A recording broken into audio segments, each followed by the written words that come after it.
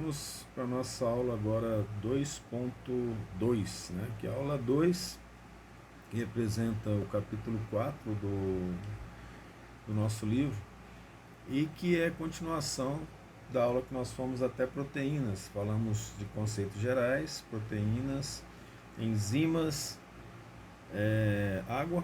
Vamos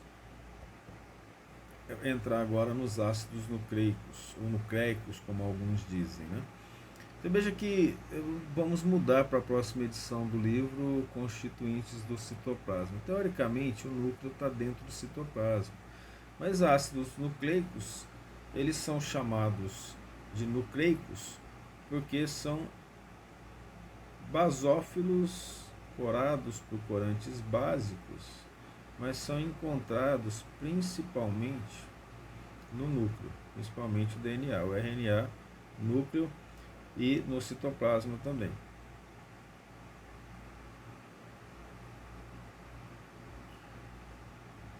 Principalmente, tá? Vamos colocar aqui, principalmente. Os ácidos nucleicos têm uma história bem interessante associada a eles, nas descobertas, até que ele foi descoberto como sendo, eles sendo as moléculas de hereditariedade, né? Quando Mendel estudou a hereditariedade, e não usou necessariamente os conceitos de ácido nucleico, não tinha ainda sido desenvolvido. Lembra que a estrutura do DNA só foi desvendada na década de 50 do século passado.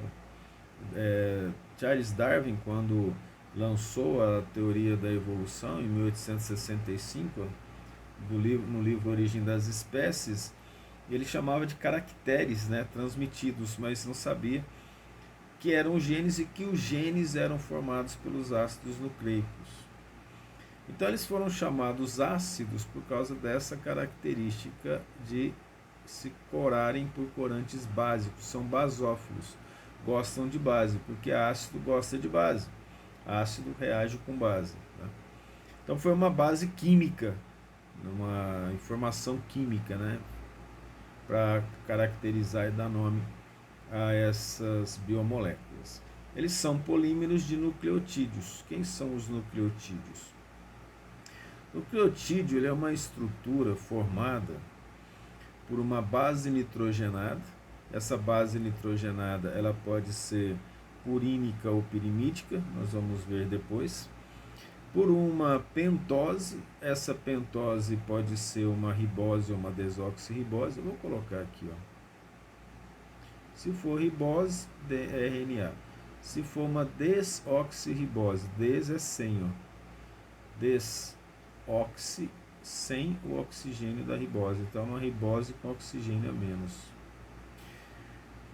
E um grupamento fosfato. Isso forma o chamado nucleotídeo. Tudo isso aqui é o nucleotídeo. Se for só a ribose e a base nitrogenada, que pode ser pirimídica ou purímica, púrica. Na verdade, melhor púrica, né? Não, eu acho que está errado. Vamos colocar purínica.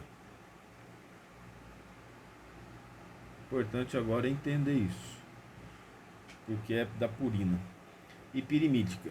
São dois tipos de base nitrogenada. Quando tem a pentose e a base nitrogenada, chamamos nucleosídeo. Quando tem o fosfato, nucleotídeo. E o fosfato é essencial. Você vai ver que nesse nucleotídeo aqui embaixo, ó, quem está ligando ao oxigênio dessa ribose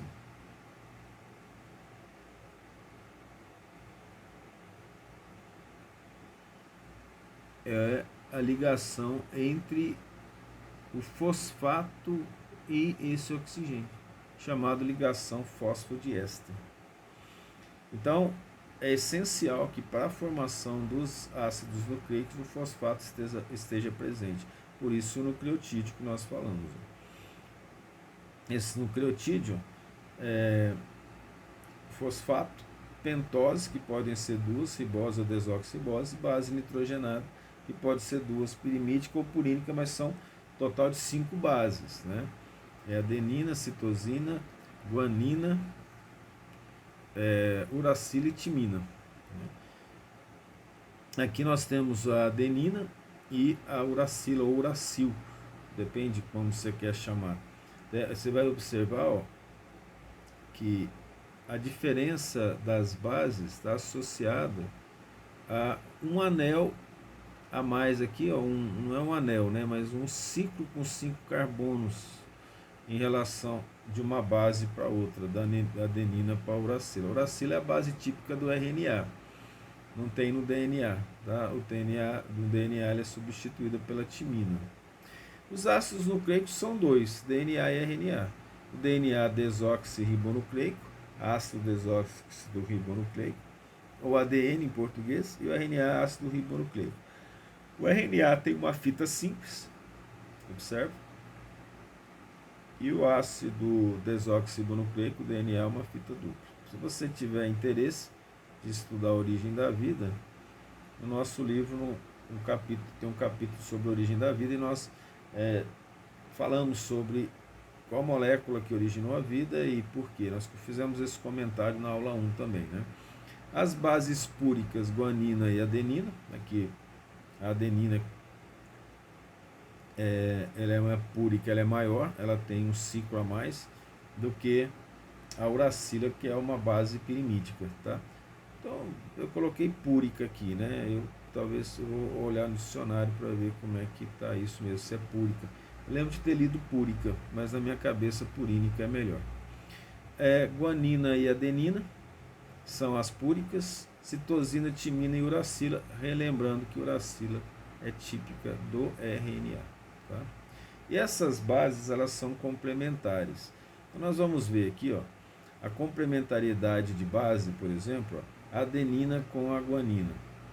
E essa ligação acontece por pontes de hidrogênio. A ligação entre a adenina e timina, então vamos colocar aqui, ó, se essa aqui for adenina, essa aqui tem que ser a timina. Esse aqui, como está de cor diferente, ó, deve ser a uracila no RNA, tá? Mas não tem complementaridade. Mas no DNA tem complementaridade. A adenina sempre se liga com a timina e a citosina sempre vai se ligar com a guanina. Essas ligações, elas são entre uma purínica e uma pirimídica. Sempre que acontece. O que significa isso? Se eu tiver 20, vou pôr para cá não, né? Não dá para escrever. Se eu tiver 20 adeninas num pedaço de DNA, você tem que concluir que vão ter 20 timinas, porque elas são complementares. Certo? Se eu tiver 15 citosina, obviamente que eu vou ter 15 guanina. Porque elas se ligam uma a outra. Para a gente representar melhor aqui, ó, entre a adenina e a timina, 2 pontes de hidrogênio. Entre a citosina e a guanina, 3 pontes de hidrogênio na ligação entre elas.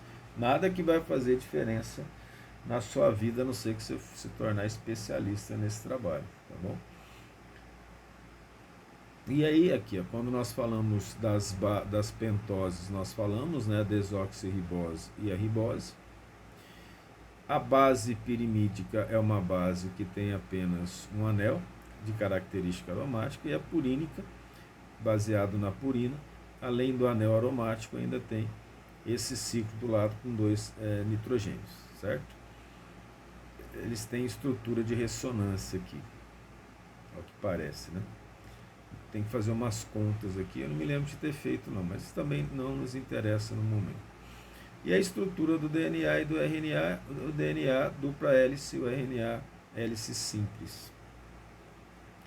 Essas informações gerais, porque nós vamos entrar em detalhes sobre o DNA e o RNA numa parte específica da matéria, lá na unidade 3, que nós vamos falar sobre genética, né?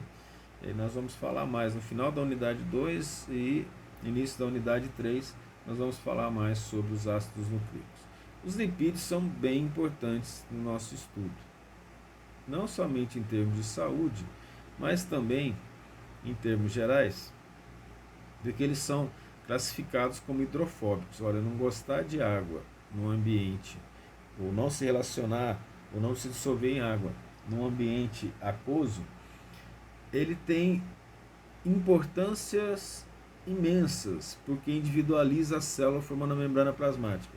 Mas cuidados também, por causa da questão de não se dissolver em água, eles formam pequenos grupos, né, na água, no sangue, por exemplo, formando as placas ateroscleróticas, como nós falamos.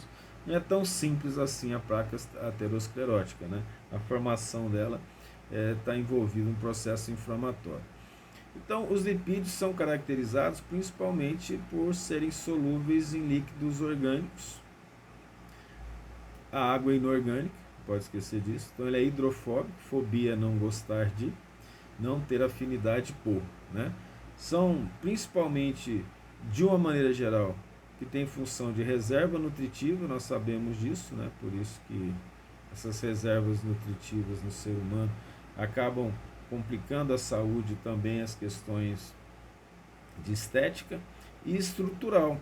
Eles formam a estrutura das membranas plasmáticas. O estrutural, o principal deles é o colesterol. De reserva nutritiva, o principal são os triglicerídeos. Esses lipídios estruturais e funcionais também são os diacilgliceróis, que a gente representou aqui do lado. Daqui a pouco nós vamos para a figura para falar deles. Mas também formam hormônios, os hormônios derivados dos corticoides, e vitaminas lipossolúveis. Nós vamos falar de vitaminas A, D, E e K, ou A, D, E e K, são as vitaminas lipossolúveis. Os lipídios de reserva são principalmente os triglicérides, né? São chamadas gorduras neutras ou ésteres de ácido graxo ligado à glicerina. Eu já vou por lá de cima, vamos começar aqui embaixo. Isso aqui é um glicerol, é um álcool que tem 3 hidroxilas, né? O nome dele é 1,2,3-propanotriol, mas nós conhecemos como glicerol. Cada ácido desse aqui, ó, esse ácido carboxílico, é chamado de ácido graxo, ou fatty acid. Aqui, esse R aqui, ó, depende do tamanho dele, normalmente são de 16 a 18 carbonos. O 16 é chamado ácido palmítico, o 18 carbono chamado ácido oleico, mas pode variar. São 3, ó, por isso que é triacil. Por quê? Porque esse radical aqui, ó, vou representar aqui, ó, esse radical aqui, ele é chamado de acil. Por isso que é chamado triacilglicerol, derivado do ácido, né? 3-acil ligado ao glicerol, triacilglicerol, ou comumente chamado de triglicéride. Mas pode ter um diglicéride, um diacilglicerol? Pode, ó. Nesse caso aqui, ó, observa que tem o... aqui é o glicerol, se liga a 2 ácidos graxos, 2 radicais acil, tem um fosfato ligado a esse oxigênio do glicerol, e aqui um resíduo de colina.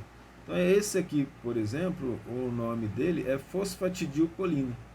E esses são os típicos estruturais de membrana, representado com uma bola, que essa bola aqui é apolar.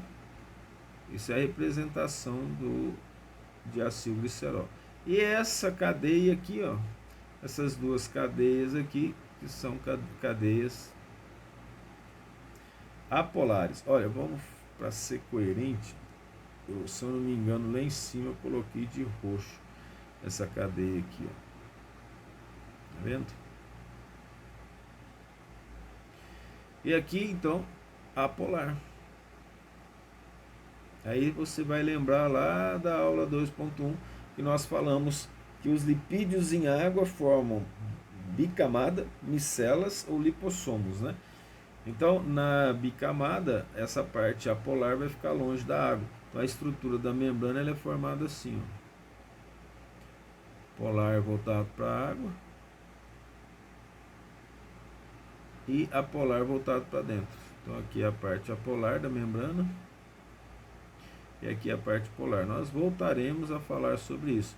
Aqui é uma introdução. O que nós falamos aqui precisa ser corroborado por uma leitura atenta. São muitas informações. Essa parte básica ela é interessante, mas precisa fazer leituras para poder compreender melhor, né?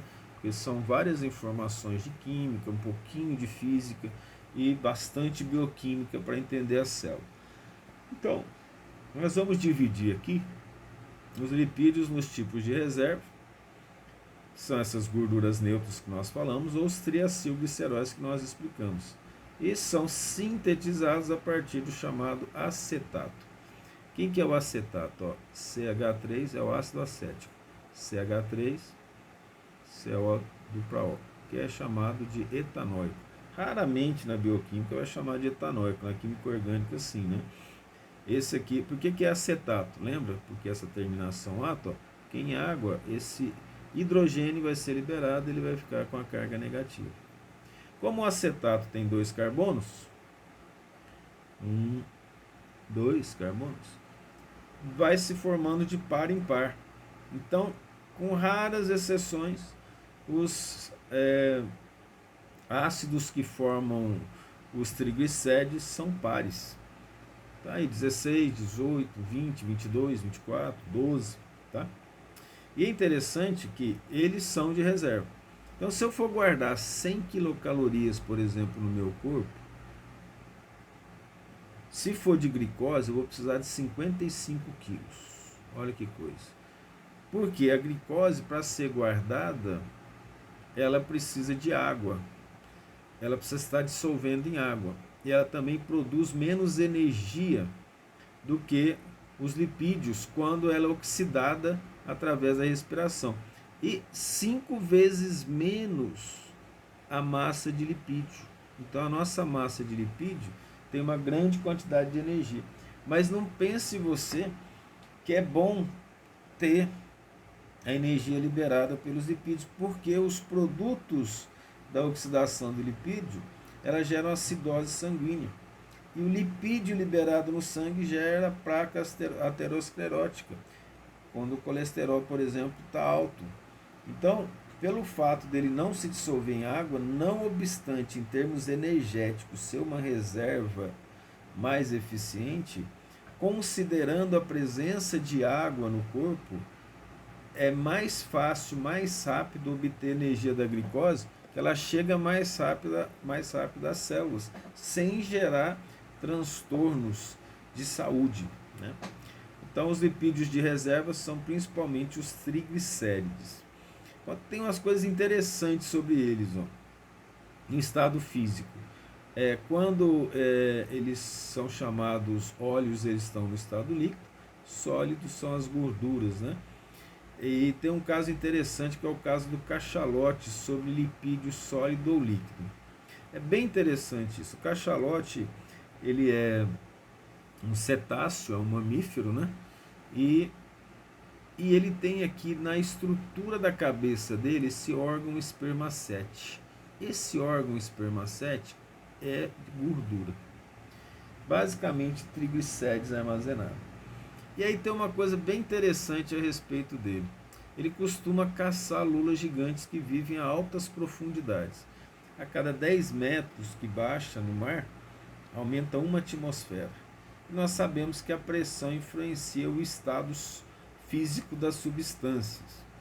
E é interessante que no estado sólido, exceto a água, né, que nós falamos, quanto a estrutura tende ao estado sólido, a densidade aumenta. Então olha que interessante, ele faz força para mergulhar e ele tem que ficar esperando o movimento da lula gigante, porque nessas regiões profundas não tem, a luminosidade não é suficiente para enxergar. Aí pelo movimento ele vai e ataca. E ele consegue ficar um bom tempo debaixo d'água, cerca de 40 minutos. Aqui ele tem que ficar quietinho. Aí quando ele começa a baixar, a pressão da água vai pressionando esse órgão espermacete e esse lipídio vai ficando sólido, facilitando a descida. Então ele gasta menos energia para poder fazer o movimento e ficar esperando. Se ele abocanha uma lula, ele faz o movimento de subida. O que ele vai subindo, a pressão vai diminuindo, no órgão, os triglicérides do órgão espermacete vão ficando líquido e nós sabemos que a gordura é menos densa que a água e facilita a subida dele com menos gasto de energia, porque todo o movimento muscular ali vai gastar oxigênio, né? E de certa forma, energia também, porque vai ter que recuperar a quantidade de ATP. Então, um caso interessante sobre esses lipídios de reserva. Em nós, no normal, a reserva é guardada nos adipócitos. Você estudaria isso em detalhes na disciplina de histologia. Esses adipócitos podem aumentar até 150 vezes o tamanho dele. É uma coisa bem interessante isso, né? Então, os adipócitos podem aumentar de tamanho até 150 vezes. Para guardarmos o excesso de açúcar é guardado na forma de lipídio, mas também o lipídio ingerido pode ser guardado na forma de lipídio e excesso de proteína pode ser guardado na forma de lipídio. Nós vamos explicar isso lá no metabolismo, na unidade 2, né? Só que o transporte no sangue dele é complicado. Por que é complicado? Porque ele pode formar as placas ateroscleróticas, né? Ele pode formar os ateromas.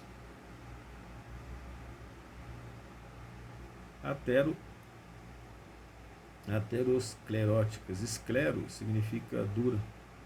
Placas duras que podem se destacar e cair nos vasos sanguíneos, né?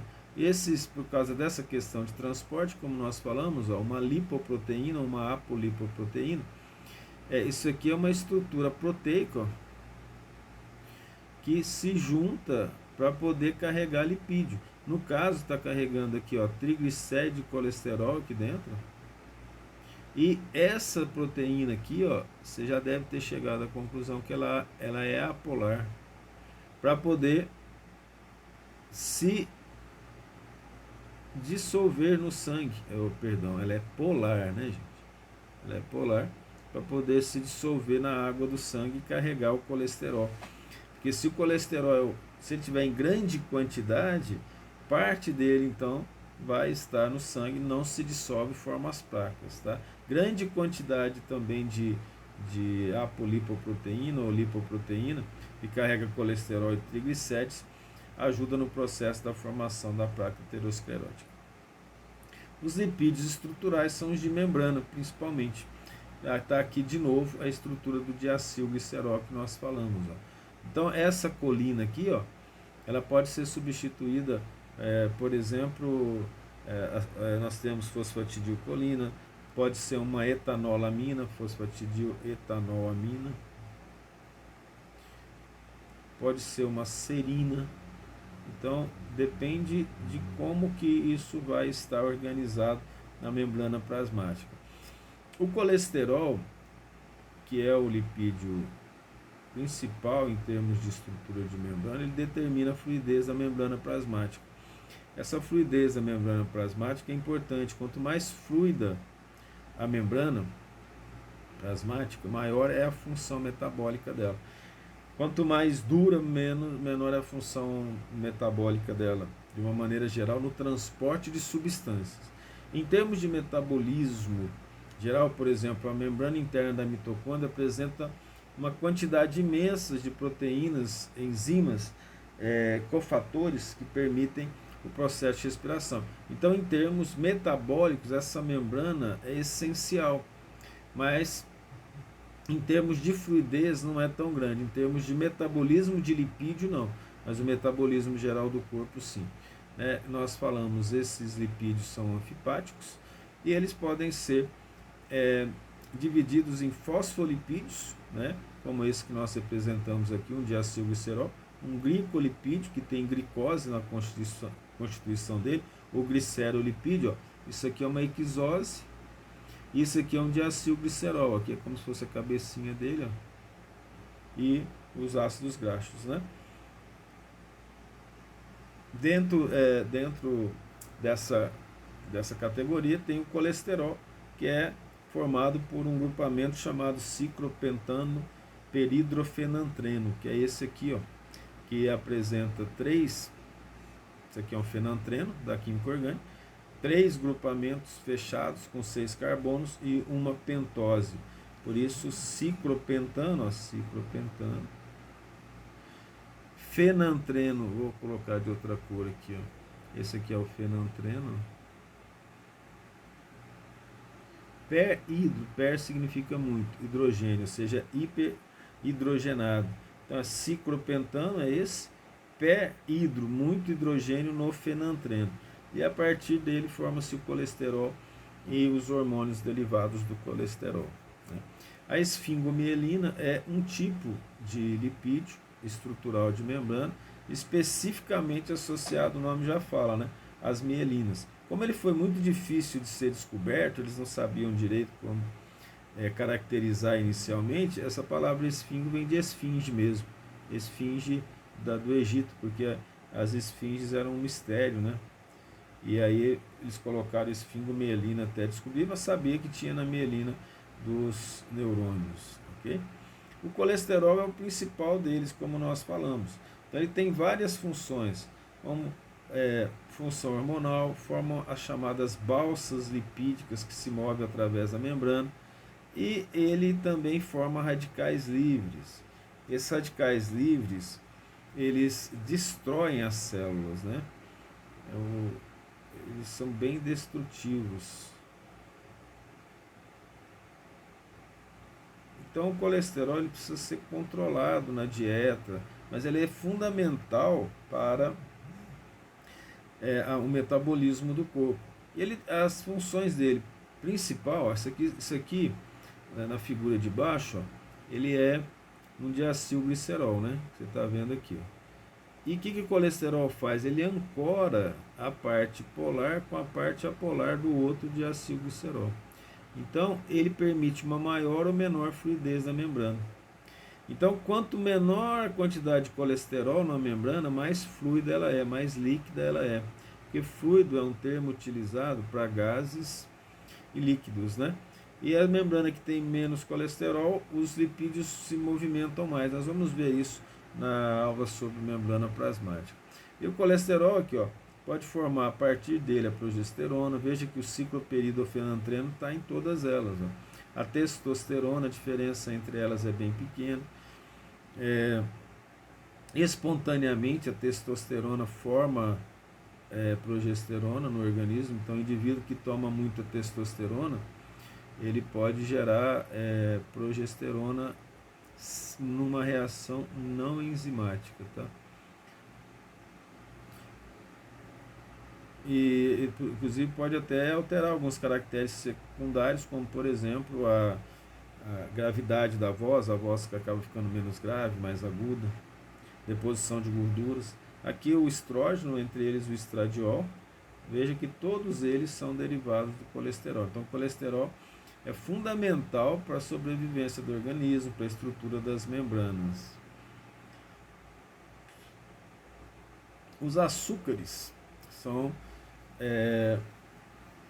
carboidratos, né? Um dos nomes dos glicídios, glicos significa doce, é carboidrato, que vem de carbono hidratado.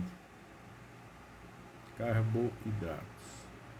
E aí muitas vezes a pessoa tem diabetes, né? Aí o médico fala para ela não comer açúcar. Ela acha que açúcar é só aquela sacarose branquinha que a gente compra, né? Mas todos os carboidratos são açúcares. Por que são carboidratos? Porque a fórmula geral deles é CH2O, ó, carbono hidratado, N. Esse N aqui varia. As monoses, as dioses, trioses, né? Elas são carbonos hidratados. São alimentos de reserva, amido nos vegetais. Então os vegetais reservam alimento na forma de açúcar como amido, nos animais na forma de glicogênio. Quando nós digerimos o amido, por exemplo, pela amilase, os componentes básicos dos polímeros, porque os polissacarídeos são polímeros, na palavra polissacarídeo aqui, ó, do lado, ó, polissacarídeos são polímeros de monossacarídeos ou oses, né? Então nós absorvemos essas oses, esses monossacarídeos, e o transformamos em glicogênio. O glicogênio é armazenado principalmente no fígado e no músculo para ser uma reserva de glicose, que é o principal combustível celular, porque todos os carboidratos, a grande maioria, eles são polares, eles dissolvem água, né? E sustentação também, a celulose e a sustentação dos vegetais é quitina, sustentação nos animais e fungos. Não é confundir quitina com queratina, tá? A queratina é uma proteína fibrosa, enquanto que a quitina é um carboidrato ou um glicídio. Fazem parte das imunoglobulinas junto com as proteínas. Então as imunoglobulinas são glicoproteínas, né? Por exemplo, a heparina, ela é um anticoagulante no sangue, ela é um glicídio. Lembra que glicos é doce, tá? Então eles são polímeros de monossacarídeos. Esses monossacarídeos podem ter 3 carbonos, como o gliceraldeído, que está aqui, ó, chamado de triose, tetrose, como a eritrose, componente dos eritrócitos, na membrana dos eritrócitos, as pentoses principais, ou como a ribose do RNA, desoxirribose do DNA, e as principais mais conhecidas são as hexoses com 6 carbonos, glicose, galactose, frutose e outros. Então aqui tem os 3 carbonos, 4 carbonos, 5 carbonos, 6 carbonos, e existem também as heptoses, menos conhecidas. Os monossacarídeos normalmente têm 3 a 7 carbonos, como nós falamos. Mas não vai confundir carbono aqui com ose aqui. Oligosacarídeos são carboidratos ou glicídios pequenos. Óligo significa pouco, né? Então aqui nós temos de 2 a 10 oses, tá? 2 a 10 monossacarídeos, como a maltose, tem 2 glicoses, a sacarose tem glicose mais frutose, a lactose, a glicose mais galactose. Aqui eu só coloquei de sacarídeo. Então 2 chamados de sacarídeos, 3 trissacarídeos, 4 tetrasacarídeos, né? Normalmente passou de 10, 11 para cima, vamos colocar aqui, é maior que 11 oses, aí existem os polissacarídeos, ok? Os homosacarídeos são aqueles formados unicamente pelo mesmo tipo de ose, mesmo tipo de monossacarídeo, tá? Ele pode ser linear ou ramificado. E os heteropolissacarídeos ou heterossacarídeos, eles são formados por oses diferentes. Então, por exemplo, a cor diferente aqui determina que os monossacarídeos são diferentes, não são os mesmos, tá? Os açúcares podem estar ligados às proteínas, formando as proteoglicanas, muito importante na membrana plasmática, nós vamos falar dela, em que 90 a 95% da massa é de monossacarídeo. E as glicoproteínas são de 10 a 60%. Então existe uma diferença entre eles, inclusive, não só estrutural, mas também uma diferença funcional, que nós falaremos em membrana. Essas glicoproteínas formam o chamado glicocálice, que é um açúcar que envolve as membranas plasmáticas, né? Então observa aqui, essa glicoproteína aqui, elas formam uma estrutura que envolve toda a membrana plasmática na parte em contato com o meio externo, né? Um exemplo bem conhecido é o muco do nariz. O muco do nariz é um tipo de glicocálice. Veja aqui, a representação de um colesterol na membrana. Tem açúcar ligado a lipídio, chamado glicolipídio. Tem açúcar ligado à proteína, glicoproteína. E tem o próprio carboidrato da membrana que é ligado, nesse caso aqui também ligado à proteína, tá? Um constituinte do citoplasma da célula são os chamados sais minerais, que nós falamos que eles são íons, né? Íons dissolvidos. Podem ser cátions e ânions. Eles são encontrados dissolvidos nos líquidos intersticiais do citoplasma, evidentemente tem que estar dissolvido. Por exemplo, mercúrio não se dissolve. Então o excesso de mercúrio acumula no fígado e no cérebro, podendo gerar problemas como cirrose hepática, câncer, problemas de demência no cérebro. Então alguns metais que não formam íons, que não se dissolvem, se aglomeram. No caso, o mercúrio é o principal contaminante desse tipo para o ser humano, para os peixes dos rios, porque ele é utilizado na separação do ouro, né, do cascalho, e ele é jogado nos rios. Então ele vai gerar problemas porque não se dissolve no citoplasma, ele acumula. Mas ele pode ficar sólido, por exemplo. Existem íons formando os cristais nos ossos e cartilagens, principalmente nos ossos. São chamados cristais de hidroxiapatita, que é fosfato de cálcio, né? Forma, por exemplo, no labirinto, que é a chamada orelha interna, né? Carbonatos e fosfatos. Ali tem pequenos fios nas células da cóclea, e a gente mexe a cabeça para um lado, esses carbonatos e fosfatos vão para o outro lado, tocam essas, vamos dizer assim, vilosidades dessas células, e aí a gente sabe para que lado que está mexendo a cabeça, que o nervo coclear, né, manda essa informação para o lobo temporal, e ali é feita toda uma associação com várias regiões cerebrais para a gente perceber a nossa localização. Infelizmente, né, de termos patológicos, formam as pedras renais, também as pedras da vesícula biliar, e isso é patológico, isso não é uma coisa assim tão boa, de forma que existe problemas no metabolismo de íons. Existe também a formação da artrite gotosa, ácido úrico. Aí não é questão de íons, mas cristais de ácido úrico insolúveis na artrite esses cristais são formados na articulação, dificultando bastante o movimento, né? É urato, na verdade, mas eles não são considerados aqui dentro de íons. Mas as pedras da vesícula têm grande quantidade dos ácidos taurocólico e glicocólico, que apresentam cálcio em grande quantidade, também as pedras renais. São cofatores. Agora você lembra cofator lá nas moléculas orgânicas, nas proteínas e enzimas. O ferro é um cofator na hemoglobina. O magnésio, eu tinha falado manganês antes na aula anterior, né, na clorofila. É magnésio e não manganês. E o cobalto na vitamina B12, por exemplo. Tá?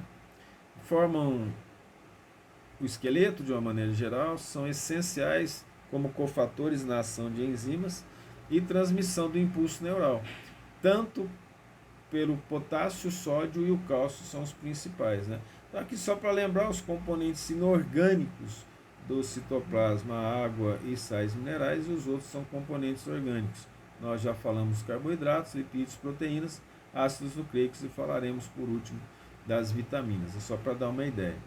Existem dois grandes grupos, que é bom a gente ter noção disso. São os macrominerais, que nós precisamos absorver uma quantidade acima de 100 mg por dia, tem nos alimentos, na água, principalmente aí sódio, potássio e cálcio.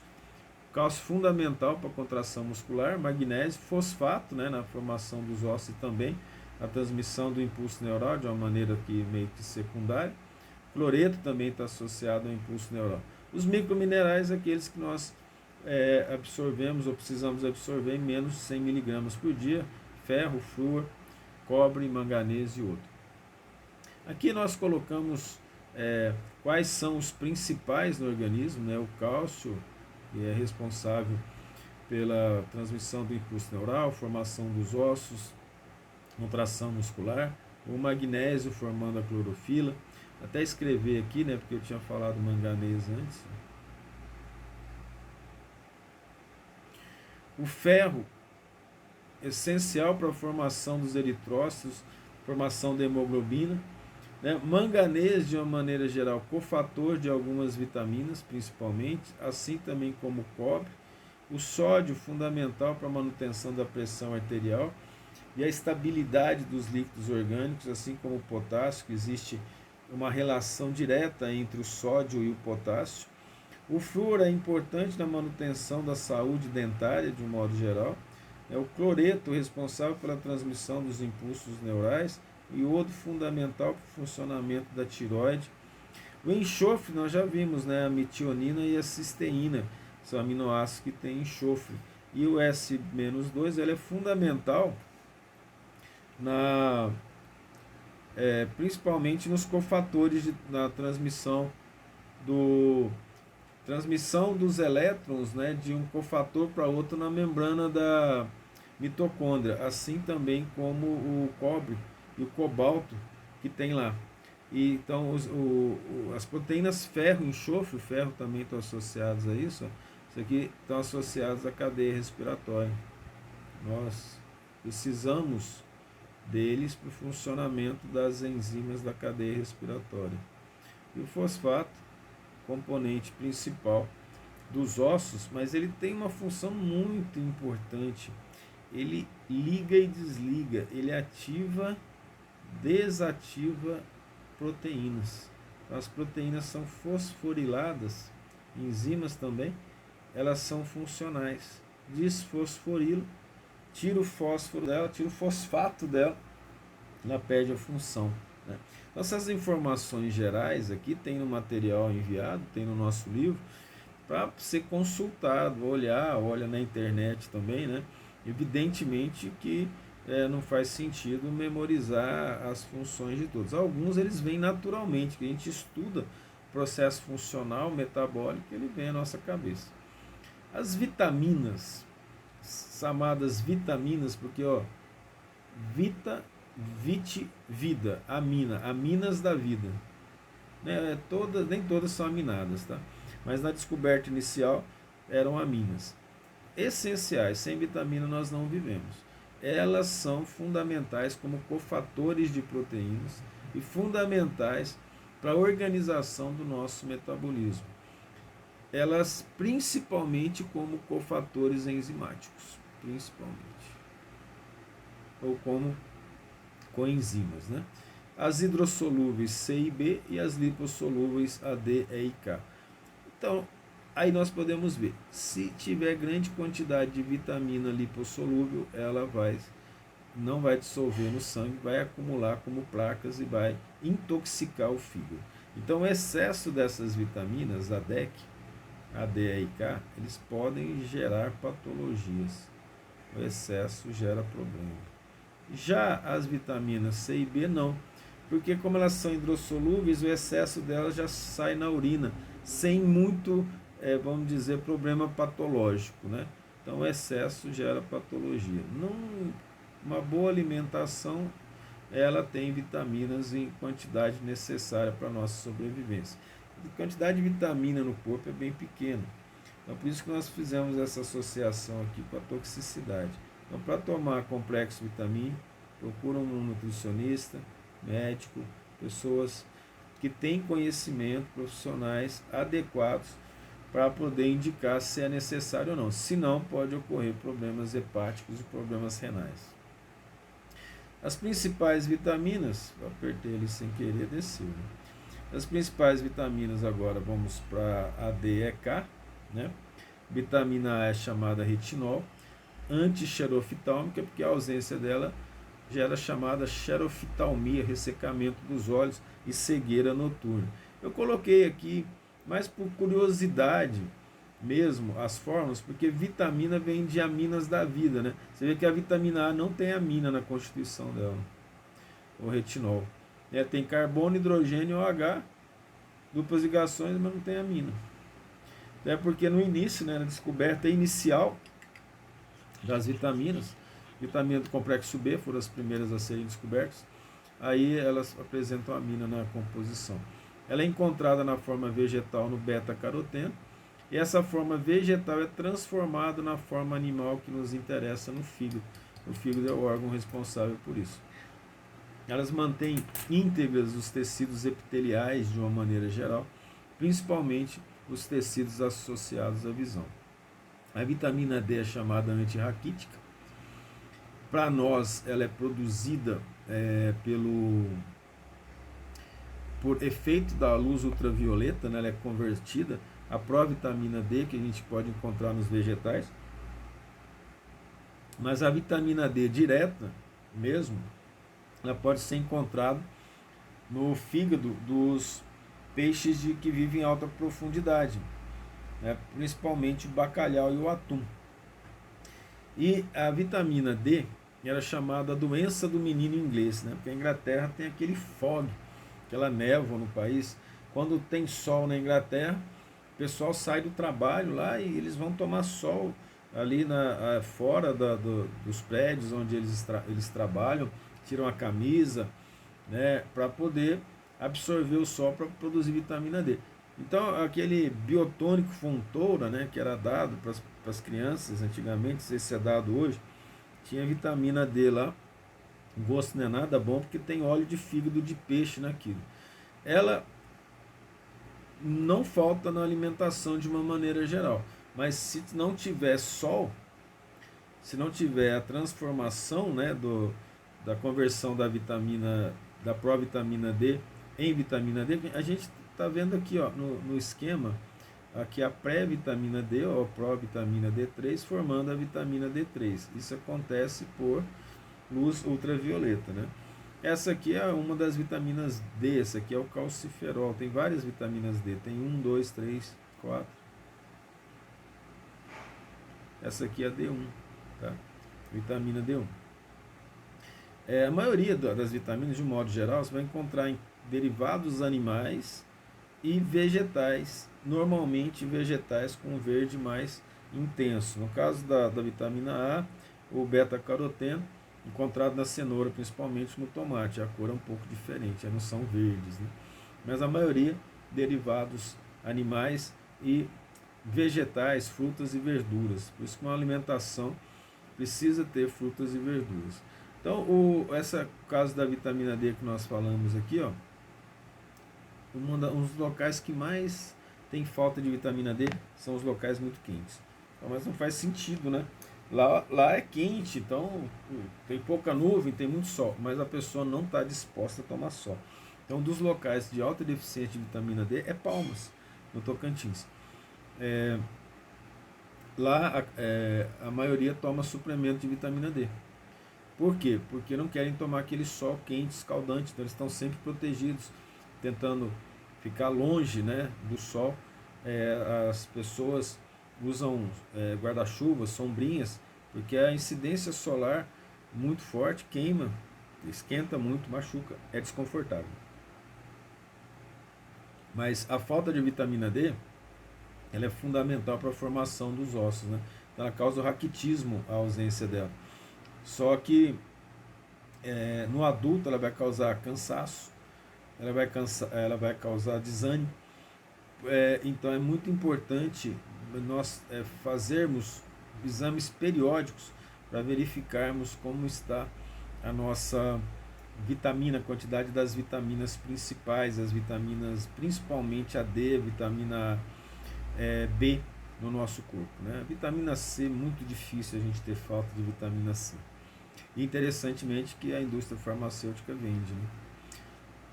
Vitamina E, chamada tocoferol, né? Mais uma aqui que não é amina, né? Você está vendo? Ela é antioxidante, protege as membranas plasmáticas. Lembra que o colesterol é capaz de formar radicais livres. Ela se oxida no local, ao invés de oxidar o colesterol ou uma proteína, o oxigênio do nosso organismo, basta respirarmos que nós estamos oxidando biomoléculas. Então a vitamina E oxida no lugar das biomoléculas, ela tem mais facilidade para se oxidar, por exemplo, ao invés do colesterol, por isso que é chamada protetora de membrana, né? Em ratos e aves, a ausência dela causa esterilidade. Para seres humanos e mamíferos, isso não foi comprovado. A vitamina K, chamada de filoquinona, né? Essa vitamina, você já percebeu que a maioria das vitaminas que a gente está vendo aqui do tipo, elas não são aminas, né? É anti-hemorrágica, porque ela faz parte de fator de coagulação no sangue. Ela é produzida no nosso organismo, não por nós, no nosso intestino, por bactérias do intestino, a vitamina K2. Então é muito difícil ter ausência ou insuficiência de vitamina K, a não ser que o indivíduo tenha problema de absorção intestinal. Aí, se ele tem problema de absorção intestinal, ele vai ter vários problemas, entre os problemas, deficiência de vitamina K. Ela produz a protrombina, que é um dos fatores de coagulação sanguínea. Vitaminas do complexo B. Tem várias vitaminas, aí sim. Eu falei para vocês, nós vamos encontrar as aminas, né? O nitrogênio, né? Vamos falar assim, nas vitaminas B, que foram as primeiras a serem descobertas. A vitamina do complexo B, nós não vamos falar de todas, vamos falar da B1, B3, B2, B9, B5, B7, B12. A vitamina B1 é chamada tiamina, chamada antineurítica, fundamental para o metabolismo de carboidrato. Se a gente não metaboliza o carboidrato, a gente não tem energia. Se a gente não tem energia, o cérebro não cresce, não funciona direito. Então a criança que tem anemia, a criança que tem deficiência alimentar, o cérebro dela não tem um desenvolvimento normal. E ela foi descoberta na China, né, através do beriberi, que traduzido para o português é não posso, não consigo. A pessoa fica sem energia para fazer as atividades, veja que ela está associada ao metabolismo de carboidrato e também deficiências cerebrais, por isso polineurite. Tá?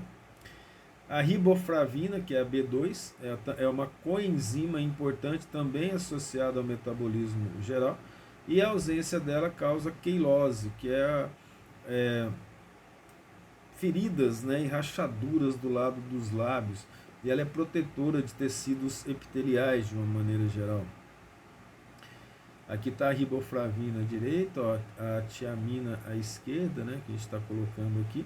O ácido nicotínico ou niacina, que é a vitamina B3, essa molécula até pequena em relação às demais, elas são fundamentais, porque elas formam o NAD e o FAD, né? Você deve estar lembrado do NADH mais H+, e do FADH2.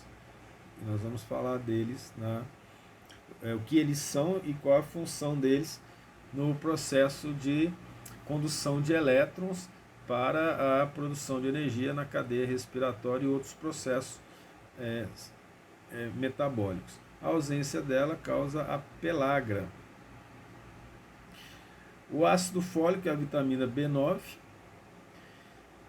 ele bastante importante porque é coenzima e na formação dos glóbulos vermelhos ele trabalha. Uma delas, né? Também trabalha na construção do DNA e de várias proteínas. Então a ausência de ácido fólico gera problemas no desenvolvimento, por isso que é dado para as mulheres grávidas tomarem o ácido fólico, para ajudar no desenvolvimento da criança. O ácido pantotênico, que é a vitamina B5, forma a coenzima A. A coenzima A é fundamental no processo da respiração e na formação de lipídios através do grupo chamado acetilcoenzima A. O grupo acetil é esse grupo aqui, ó, CH3, C-O. Esse grupo aqui é acetil. Esse acetil se liga com a enzima A e a partir de 2 carbonos, nós falamos acetato lá, né? Forma principalmente os lipídios. E os lipídios são essenciais para a estrutura do organismo, né? A biotina é a vitamina B7 e está associado à organização e proteção dos tecidos epiteliais também. Tanto que a ausência causa dermatites, processos inflamatórios associados à derme. A B12 é a cianocobalamina, cobalamina porque vem de cobalto, tem amina, né, associado. Nós vamos encontrar aqui um tanto de nitrogênio ligado aqui. Aqui está o cobalto, que é o íon, que é cofator dela, né? E a ausência dela, como ela forma glóbulos vermelhos e também o DNA, a ausência dela gera anemia perniciosa. E para poder reverter o processo, o indivíduo tomar a vitamina B12. Nós terminamos aqui o nosso bate-papo sobre vitaminas com a vitamina C, que é o ácido ascórbico, a mais famosa delas, né?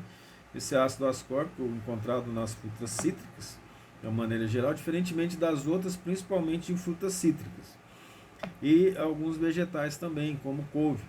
As outras vitaminas, em grande quantidade, encontrado em derivados animais. Então, o indivíduo vegetariano ou vegano precisa fazer suplementação alimentar para ter uma vida saudável. A principal função dela é formar o colágeno. O colágeno forma a base de toda a estrutura, sustentação do corpo, ossos, ligamentos, músculos, né? É a proteína estrutural mais abundante em todos os mamíferos. Então, quando falta a vitamina C, o indivíduo tem escorbuto, que é o sangramento dos vasos sanguíneos, hemorragias. Começa na boca, existe uma ligação entre o dente e o osso, que é uma ligação fibrosa chamada gonfose, feita por colágeno. O indivíduo começa a ter os dentes caindo, sangramento constante na boca e no estômago, gerando mau hálito, né, também mal-estar. Ele chamava a doença dos marinheiros, que o pessoal saía para as grandes viagens e eles não levavam frutas cítricas. Aí quando voltava depois de um tempo, o marinheiro estava banguelo, com uma cara assim, né, feia, porque sangrando, hemorragia no corpo inteiro, mudança da coloração da pele. Até que a Inglaterra descobriu isso, alguém lá da Inglaterra, não me lembro o nome, então a Inglaterra começou a obrigar a ter carga de frutas cítricas, principalmente de limão, nas grandes viagens, isso ainda no tempo em que usava a vela e não barco a vapor. Ela é antioxidante, junto com a vitamina E, muito importante de ser ingerido, porque ela oxida no local das substâncias orgânicas das moléculas, né? Eu vejo aqui, ó, na formação do colágeno, ela é responsável pela hidroxilação, que forma a ligação lateral da estrutura fibrosa. Veja que o colágeno, que ele é fibroso, é uma proteína fibrosa de sustentação. Se esses OHs aqui não tiverem aqui, ó, o colágeno não fica forte. Você tem fibrilas de colágeno, mas não tem a fibra de colágeno, gerando uma sustentação. Aqui o ácido ascórbico é fundamental, porque ele pega, ele é o transportador, né? Ele pega o elétron do ferro mais 2 para o ferro formar ferro mais 3. E esse mesmo processo aqui, ó, de sofrer oxidação, é o processo dele ser antioxidante, porque ele se oxida no lugar das biomoléculas. Então tomar a vitamina C é bastante vantajoso para o organismo. Ok? Tudo de bom, até a próxima aula. Bons estudos.